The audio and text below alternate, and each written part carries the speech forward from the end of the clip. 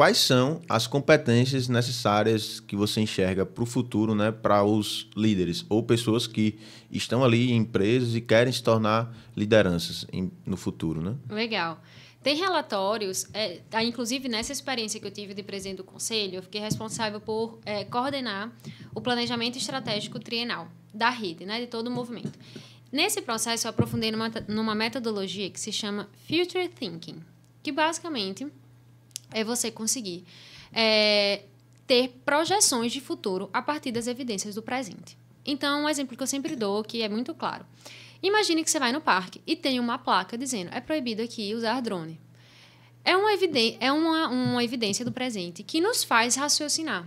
Olha, se nesse parque é proibido usar drones, quando a gente estiver numa sociedade, logo, sei lá, 3, 5 anos, que drone se torne algo natural. Mais acessível, exatamente, natural, é bem provável que precisemos de uma legislação de trânsito de drones, né? E que determine como que a gente vai manter a proteção da imagem das pessoas, mesmo tendo robozinhos voando, né, que podem acessar...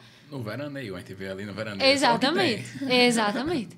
Acessar a casa e etc. Então, uma evidência do hoje faz com que projeções de futuro possam ser feitas e, a partir dessa projeção, que aí é onde está o pulo do gato, né, você se preparar para isso, ao invés de ser reativo, ser proativo frente às mudanças.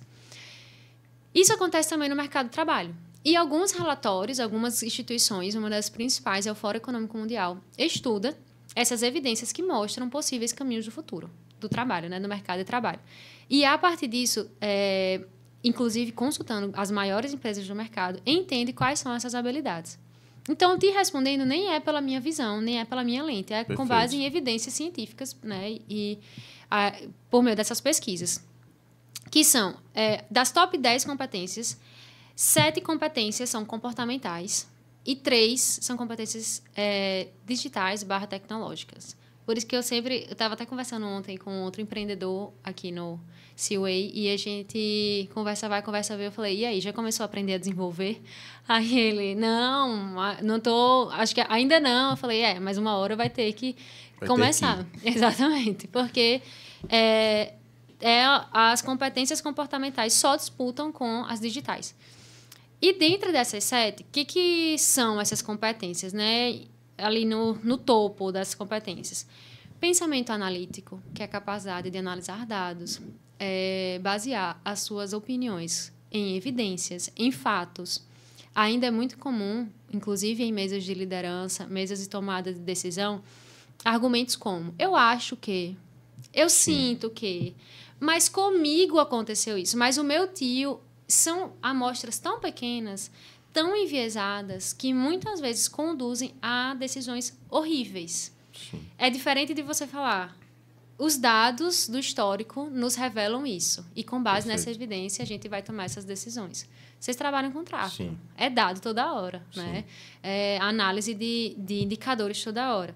Isso precisa ser mais presente no universo corporativo, tanto na vida pessoal, no sentido de o que eu consigo aprender com a minha história, o que eu consigo aprender com os meus padrões, o que eu consigo aprender nas minhas últimas experiências, que me torna mais capacitada para tomar decisões, como também em negócios. Falando aí financeiro, vendas, people, né, um RH mais inteligente, é um RH que também analisa esses dados.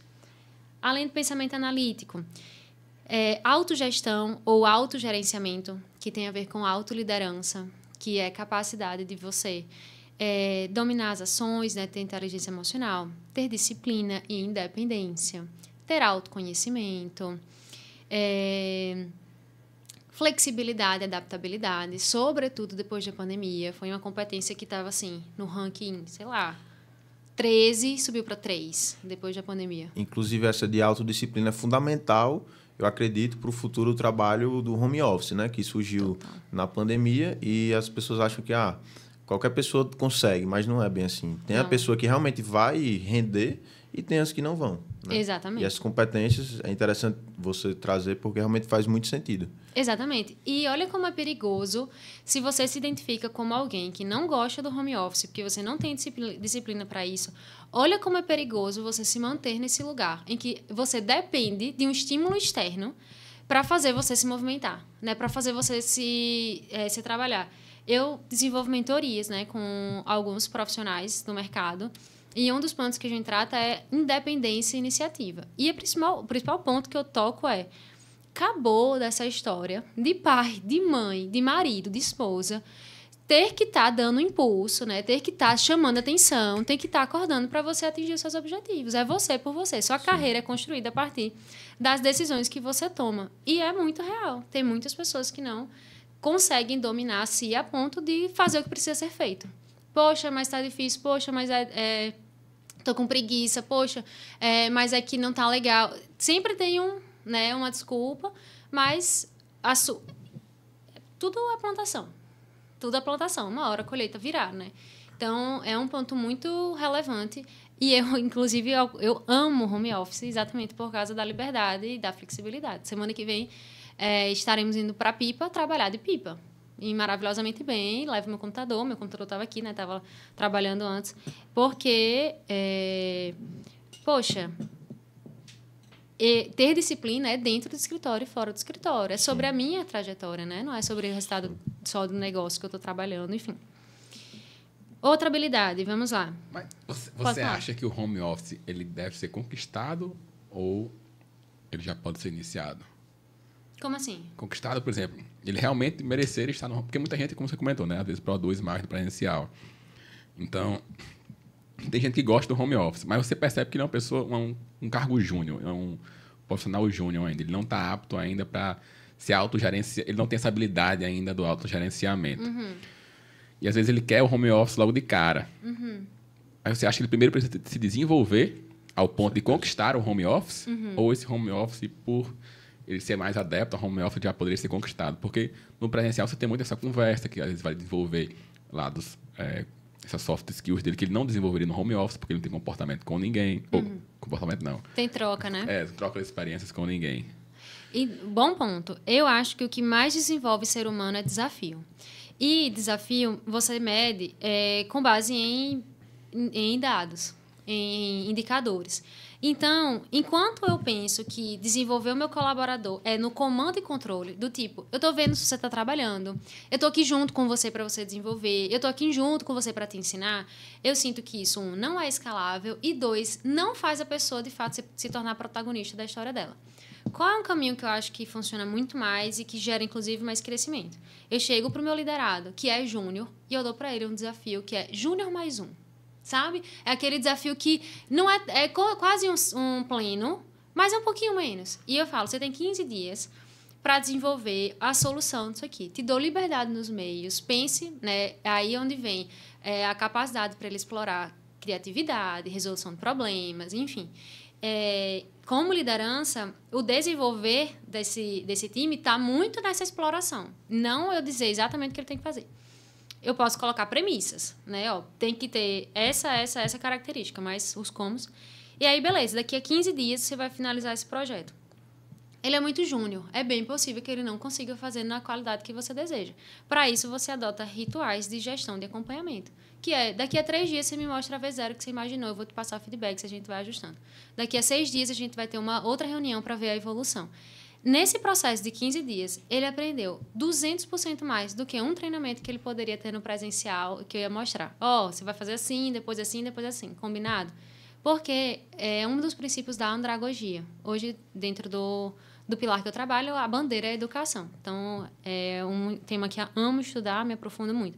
A andragogia, ensino para adultos, tem como base a metodologia do learning by doing, aprender fazendo. É muito difícil. E aí é onde a escola também ela é um pouco contra-intuitiva hoje, né? Mas tudo bem, porque na pedagogia, em certo grau, faz sentido. Mas o ponto nós somos acostumados a estudar sem precisar aplicar aquele conhecimento. Você vai estudando uma gama gigantesca e você vai acumulando aquilo, e quando você precisar usar, provavelmente você nem me lembra mais como aplica. Andragogia é o contrário. Eu tenho um desafio, esse desafio me gera desconforto a ponto de me fazer estudar, aprender, enfim, mergulhar, e aí eu consigo resolver esse problema. Então, para esse trabalhador júnior, né, para esse colaborador júnior, ao invés de eu primeiro dar o conhecimento para ele, que ele não vai entender como vai aplicar, eu dou o desafio e eu vou ofertando esse conhecimento de tempos em tempos, através desses rituais que, garantem que ele está crescendo, e 2, garantem a qualidade da entrega. Porque, como empreendedora, eu também não quero queimar dinheiro, né? Chegar no final de 15 dias, tá ruim, vai ter que refazer. Refazer isso é queimar dinheiro, no final das contas. Então, aí é onde entra a correlação de gestão de pessoas e gestão estratégica, que foi um pouco do chapéu que eu vivi lá, né?